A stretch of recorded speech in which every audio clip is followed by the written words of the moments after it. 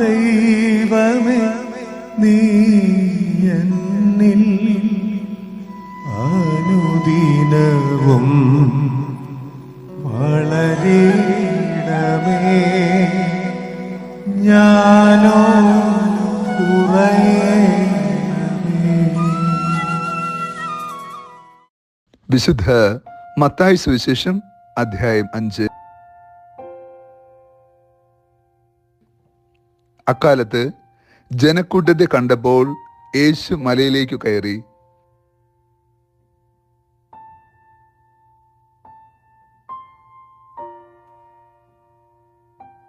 അവൻ ഇരുന്നപ്പോൾ ശിഷ്യന്മാർ അടുത്തെത്തി. അവൻ അവരെ പഠിപ്പിക്കുവാൻ തുടങ്ങി. ആത്മാവിൽ ദരിദ്രരായവർ ഭാഗ്യവാന്മാർ, സ്വർഗരാജ്യം അവരുടേതാണ്. വിലപിക്കുന്നവർ ഭാഗ്യവാന്മാർ, അവർ ആശ്വസിപ്പിക്കപ്പെടും. ശാന്തശീലർ ഭാഗ്യവാന്മാർ, അവർ ഭൂമി അവകാശപ്പെടുത്തും. നീതിക്ക് വേണ്ടി വിശക്കുകയും ദാഹിക്കുകയും ചെയ്യുന്നവർ ഭാഗ്യവാന്മാർ, അവർക്ക് സംതൃപ്തി ലഭിക്കും. കരുണയുള്ളവർ ഭാഗ്യവാന്മാർ, അവർക്ക് കരുണ ലഭിക്കും. ഹൃദയശുദ്ധിയുള്ളവർ ഭാഗ്യവാന്മാർ, അവർ ദൈവത്തെ കാണും. സമാധാനം സ്ഥാപിക്കുന്നവർ ഭാഗ്യവാന്മാർ, അവർ ദൈവപുത്രന്മാർ എന്ന് വിളിക്കപ്പെടും. നീതിക്ക് വേണ്ടി പീഡനം ഏൽക്കുന്നവർ ഭാഗ്യവാന്മാർ, സ്വർഗരാജ്യം അവരുടേതാണ്. എന്നെ പ്രതി മനുഷ്യർ നിങ്ങളെ അവഹേളിക്കുകയും പീഡിപ്പിക്കുകയും എല്ലാവിധ തിന്മകളും നിങ്ങൾക്കെതിരെ വ്യാജമായി പറയുകയും ചെയ്യുമ്പോൾ നിങ്ങൾ ഭാഗ്യവാന്മാർ. നിങ്ങൾ ആനന്ദിച്ച് ആഹ്ലാദിക്കുവിൻ, സ്വർഗത്തിൽ നിങ്ങളുടെ പ്രതിഫലം വലുതായിരിക്കും. നിങ്ങൾക്ക് മുമ്പുണ്ടായിരുന്ന പ്രവാചകന്മാരോടും അവർ ഇപ്രകാരം പീഡിപ്പിച്ചിട്ടുണ്ട്. ഈശോയിൽ ഏറ്റവും സ്നേഹമുള്ള പ്രിയ ദൈവമക്കളെ, ഈ വിശുദ്ധ പ്രഭാതത്തിൽ നാം ദൈവതിരുസന്നിധിയിൽ പ്രാർത്ഥനാപൂർവം ആയിരിക്കുമ്പോൾ അഷ്ടസൗഭാഗ്യത്തിന്റെ ആത്മീയത ധ്യാനിക്കാം. യേശുവിന്റെ പ്രസംഗത്തിൽ ഏറ്റവും ശ്രദ്ധായകവും മനോഹരവുമായ പ്രസംഗമാണ് മലയിലെ പ്രസംഗം. ക്രിസ്തു ഗുരുവും നാഥനുമായി തന്റെ അജഗണത്തെ പഠിപ്പിച്ച പാഠമാണത്. യഥാർത്ഥത്തിൽ ക്രിസ്തുവിന്റെ മനസ്സും ക്രിസ്തുവിന്റെ ദൗത്യവും ക്രിസ്തു സ്നേഹത്തിന്റെ പൂർണ്ണതയും നിലനിൽക്കുന്നത് ഈ പഠനത്തിലൂടെയാണ്. ആരാണ് ഭാഗ്യവാന്മാർ? ആധുനിക ലോകത്തിൽ ഈ ലോകത്തിന്റെ സൗഭാഗ്യങ്ങളെ സ്വന്തമാക്കിയവരെ ഭാഗ്യവാന്മാരെന്ന് വിളിച്ച് മനുഷ്യർ തോളിലേറ്റുമ്പോൾ, ഇതാ ക്രിസ്തു ലോകത്തിന്റെ ബലക്കുറവുകളുള്ളവരെ ഭാഗ്യവാന്മാർ എന്ന് വിളിക്കുന്നു.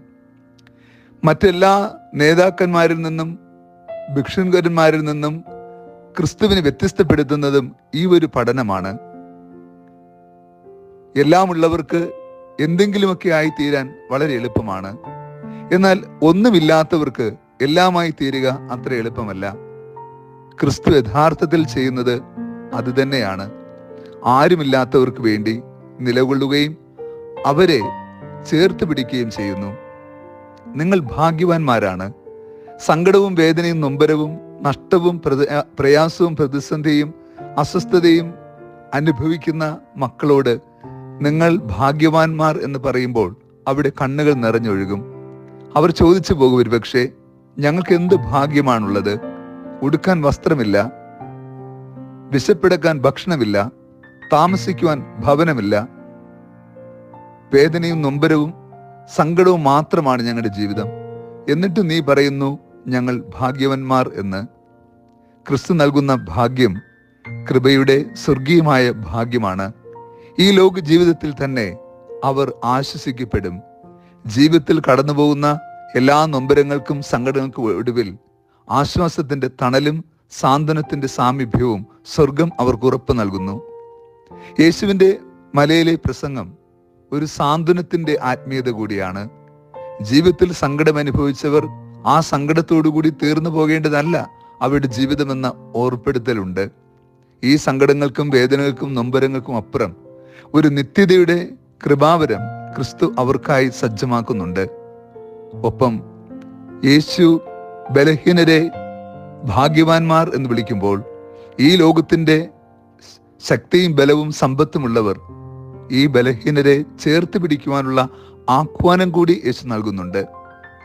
നമുക്കെല്ലാവർക്കും ഭാഗ്യവാന്മാരായി തീരാൻ കഴിയും. എങ്ങനെയെന്നോ ക്രിസ്തു ഭാഗ്യവാന്മാർ എന്ന് വിളിച്ചവരെ നാം കരുതുകയും ചേർത്ത് പിടിക്കുകയും അവർക്ക് നന്മ ചെയ്യുകയും സഹായിക്കുകയും ചെയ്യുമ്പോൾ അതിൻ്റെ പൂർണ്ണത നമ്മൾ കാണുന്നത് എവിടെയെന്നോ മത്തായി സുവിശേഷം 25-ാം അധ്യായത്തിൽ അന്ത്യവിധിയെക്കുറിച്ച് യേശു പറയുമ്പോൾ ആ വിധി നിർണയത്തിൽ ക്രിസ്തു ഉപയോഗിച്ചിരിക്കുന്ന പദങ്ങൾ നമ്മെ എല്ലാവരെയും അത്ഭുതപ്പെടുത്തും. സ്വർഗരാജ്യത്തിൽ പ്രവേശിക്കുവാൻ ഭാഗ്യം ലഭിച്ചവരെല്ലാവരും ക്രിസ്തു ഇവിടെ മലമുകളിലെ പ്രസംഗത്തിൽ ഭാഗ്യവാന്മാർ എന്ന് പറഞ്ഞവരെ സഹായിക്കുകയും സംരക്ഷിക്കുകയും ചെയ്തവരായിരുന്നു. അതേ പ്രിയ ദൈവമക്കളെ, സ്വർഗത്തിൽ പ്രവേശിക്കുവാൻ അത്ര കണ്ട് സങ്കടപ്പെടേണ്ടതില്ല, പ്രയാസപ്പെടേണ്ടതില്ല. ദൈവം ഭാഗ്യവാന്മാരെന്ന് കരുതിയവരെ നാമും അപ്രകാരം തന്നെ കരുതി അവരെ ശുശ്രൂഷിച്ചാൽ, അവരെ സഹായിച്ചാൽ, അവർക്ക് വേണ്ടി നന്മ ചെയ്താൽ നാമും സ്വർഗ കവാടം കടന്ന് അവന്റെ തിരുമുഖം ദർശിക്കുവാൻ ഭാഗ്യമുള്ളവരായി തീരും. എനിക്ക് വിശന്നു, ഭക്ഷണം തന്നു, ദാഹിച്ച് വെള്ളം തന്നു, ഞാൻ ദരിദ്രനായിരുന്നു, നീ എനിക്ക് അഭയം നൽകി, ഞാൻ രോഗിയായിരുന്നു, നീ എൻ്റെ അരികിൽ വന്നു.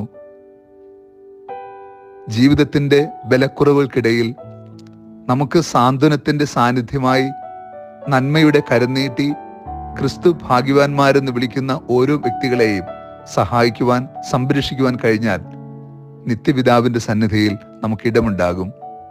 ഇന്നത്തെ സുവിശേഷം സത്യത്തിൽ വലിയൊരു വെല്ലുവിളി കൂടിയാണ്. ആ വെല്ലുവിളി എന്താണെന്നോ, നാം ക്രിസ്തു വിഭാവന ചെയ്യുന്ന ഭാഗ്യവാന്മാരുടെ കൂട്ടത്തിൽ എണ്ണപ്പെടുവാൻ പരിശ്രമിക്കണമെന്നതാണ്. യഥാർത്ഥത്തിൽ ലോകത്തിന്റെ ദൃഷ്ടിയിൽ അത് വലുതാകലല്ല, കുറച്ചുകൂടി ചെറുതാകലും കുറെ കൂടി ദൈവത്തിനു മുമ്പിൽ വിനീതരാകലുമാണ്. ഈ ഭൂമിയിൽ എന്തു തന്നെ ബലങ്ങൾ നമുക്കുണ്ട് എന്ന് അഭിമാനം കൊണ്ടാലും അതൊന്നും നമ്മെ ദൈവത്തിനു മുമ്പിൽ ഭാഗ്യവാന്മാരാക്കുന്നില്ല എന്ന ബോധ്യം നമുക്ക് ശ്രദ്ധയോടുകൂടി ജീവിക്കുവാൻ നമുക്ക് കൃപയാകണം. ഞാൻ ശാന്തശീലനും വിനീത ഹൃദയനുമാകിയാൽ നിങ്ങൾ എന്നിൽ നിന്ന് പഠിക്കുവിനെന്നാണ് ക്രിസ്തു നമ്മെ പഠിപ്പിച്ചത്. ക്രിസ്തുവിൽ നിന്ന് നാം പഠിക്കേണ്ട ഏറ്റവും മനോഹരമായ പാഠം കൂടിയാണ് ക്രിസ്തു ഇന്നത്തെ സുവിശേഷത്തിലൂടെ നമുക്ക് നൽകുക. ആകയാൽ നമുക്ക് കുറച്ചുകൂടി ശ്രദ്ധയോടെ ക്രിസ്തുവിന്റെ ഭാഗ്യവാന്മാരെ നെഞ്ചോട് ചേർത്ത് പിടിച്ച് നിത്യസൗഭാഗ്യത്തെ ലക്ഷ്യമാക്കി ജീവിക്കുവാൻ കൃപ പ്രാർത്ഥിക്കാം. കർത്താവ് നിങ്ങളോട് കൂടെ. സർവശക്തനായ ദൈവം പിതാവും പുത്രനും പരിശുദ്ധാത്മാവും നമ്മെ സമൃദ്ധമായി അനുഗ്രഹിച്ച് ആശീർവദിക്കുമാറാകട്ടെ. ആമേൻ. സ്നേഹമാ ദൈവമേ, നീ എന്നിൽ അനുദിനവും വളരണമേ. ഞാനോ